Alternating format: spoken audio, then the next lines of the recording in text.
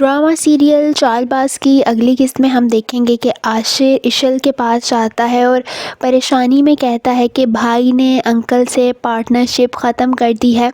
مجھے تو یقین ہی نہیں آ رہا کہ انہوں نے یہ سب کچھ کیوں کیا، یعنی اس رشتے کی آخری کیل بھی انہوں نے نکال کر پھینک دی ہے۔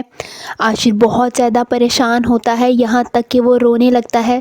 اسے دیکھ کر اشل بھی کافی زیادہ پریشان ہو جاتی ہے اور وہ سمجھ جاتی ہے کہ اسد یہ سب کچھ عائزہ کے کہنے پر کر رہا ہے۔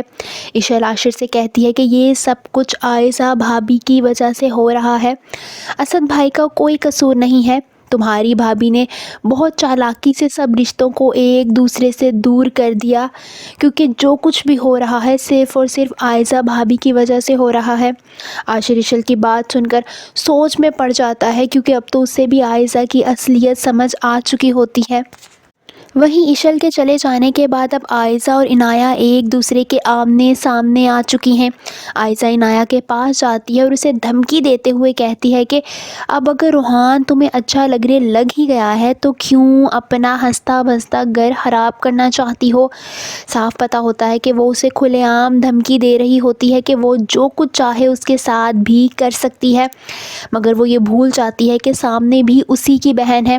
عنایہ اس کا پورا مقابلہ کرتے ہوئے کہتی ہے کہ میرے ساتھ کوئی بھی چالاکی مت کرنا، اگر میرے ساتھ کوئی بھی چالاکی دکھانے کی کوشش کی تو میں بھول جاؤں گی کہ آپ میری بہن ہیں، کیونکہ اگر آپ بری بن سکتی ہیں تو میں آپ سے زیادہ بری بن سکتی ہوں، اور اگر میں بری بن گئی تو کسی کو برا بنانے میں ذرا دیر نہیں کروں گی۔